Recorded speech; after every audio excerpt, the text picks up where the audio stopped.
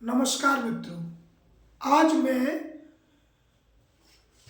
राम लक्ष्मण परशुराम संवाद जो तुलसीदास के द्वारा लिखा गया है चौपाई छंद में, जो कि सीबीएसई क्लास 10th की परीक्षाएं भी आ गई हैं, उसको ध्यान में रखते हुए जो बहुत इम्पोर्टेंट हैं काव्यांश, हम उनकी चर्चा करते हैं। आइए देखते हैं। यह परीक्षा की दृष्टि से बहुत ही अच्छा है, लगभग हर वर्ष आता है। और इससे संबंधित कितने प्रश्न बन सकते हैं, कहाँ से प्रश्न पूछेगा, हम इसकी भी चर्चा करते हैं। पहले व्याख्या समझते हैं। ये उस समय की बात है जब सीता स्वयंवर हो रहा था और श्री राम जी ने धनुष को तोड़ दिया था। उसी समय परशुराम जी वहाँ पर आ जाते हैं और लक्ष्मण परशुराम में संवाद होता है और परशुराम क्रोधावस्था में आ जाते हैं। उनके क्रोध को शांत करने के लिए श्री राम जी क्या कहते हैं, समझते हैं। नाथ संबोधन भंजनिहारा, होई केउ एक दास तुम्हारा। आए सु कहा कही कि न मोही, मुन रिसाए बोले मुन कोई। सेवक जो सो करे सेवकाई, हर करनी कर करन लड़ाई। सुनहु राम जैसे बुधन तोरा, सहस बाहु सम सोरिप मोरा। सो बिल गाय बिहाई समाजा, न तुम्हारे जे हैं सब राजा। सुन मुनि बचन लखन मुस्काने, बोले परसु धरई अभिमानी। बहु धनुई तोरी लड़काई, कबहु न असिरिस कीनी गोसाई। ये धनु पर ममता केहू होती, सुन रिसाय कवि भृगुकुल के तू। अब परशुराम कहते हैं, रे नृप बालक काल बस बोलत तोय न संभार। धनुई समुद्र पुरारोधन विदित सकल संसार। देखिए, पहली लाइन में श्री राम जी कहते हैं, निवेदन करते हुए कि हे नाथ, हे संबोधन, हे महान ऋषि, जिसने भी इस धनुष को तोड़ा है वो तुम्हारा ही कोई एक दास या सेवक होगा। आप हमें आज्ञा दीजिए, हमें आदेश करिए, हमें क्या करना है, आप हमें आदेश करिए। तो ऐसे शब्दों से लग रहा है कि श्री राम जी परशुराम के क्रोध को शांत करने का प्रयास कर रहे हैं। तब तक मुनि क्रोधावस्था में आकर बोले कि सेवक सो जो करे सेवकाई, अरे कर ही ले रहे। सेवक तो वह होता है जो सेवा का कार्य करे, ये तो लड़ाई करने जैसा काम कर रहा है।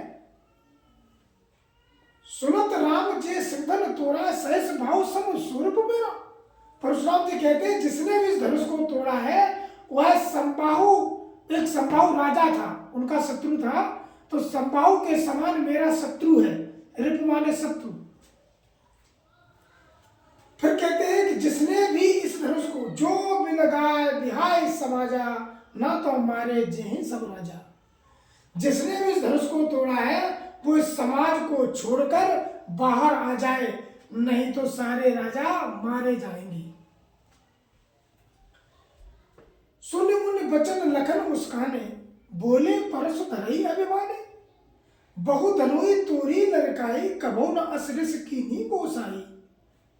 ये धन पर ममता केहू, सुन रिसाय कै भृगुकुल केतु। अब यहाँ लखन कहते हैं, लक्ष्मण कहते हैं, मुनि के वचनों को सुनकर मुस्कुराते हुए लखन बोले, हे परशुराम, यह धनु, ये परशु जो है आप व्यर्थ में ही धारण किए हुए हैं, क्योंकि आप व्यर्थ में ही क्रोधा कर रहे हैं। क्योंकि हमने बचपन में बहुत सी धनुषियां तोड़ी, आपने कभी भी क्रोध नहीं किया, आप कभी भी गुस्सा में नहीं आए।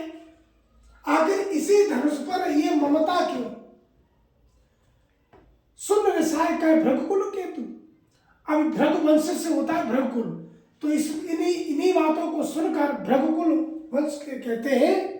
अब यहाँ परशुराम जी कहते हैं, रे नृप बालक तू काल बस बोलत है। रे बालक, तेरा काल आ चुका है, तेरा काल मंडरा रहा है, इसीलिए तू बोल रहा है, और मैं तुझे बालक समझ के छोड़ रहा हूं। तुझे ये नहीं पता कि जो शिव धनुष है, क्या वह जो तुमने बचपन में धनुषियां तोड़ी थी, क्या उसका समान है? अर्थात शिव धनुष एक विशेष धनुष था जो सभी धनुष से अलग था। अब देखिए, इससे संबंधित प्रश्न कितने बनते हैं, उनकी चर्चा कर लेते हैं।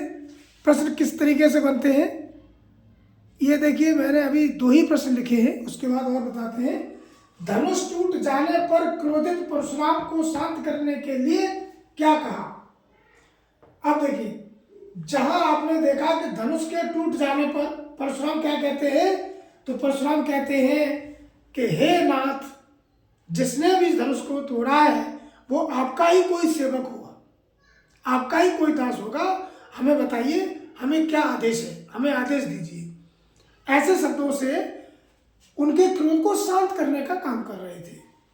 दूसरा प्रश्न है, राम की कोई 2 विशेषताएं बताइए।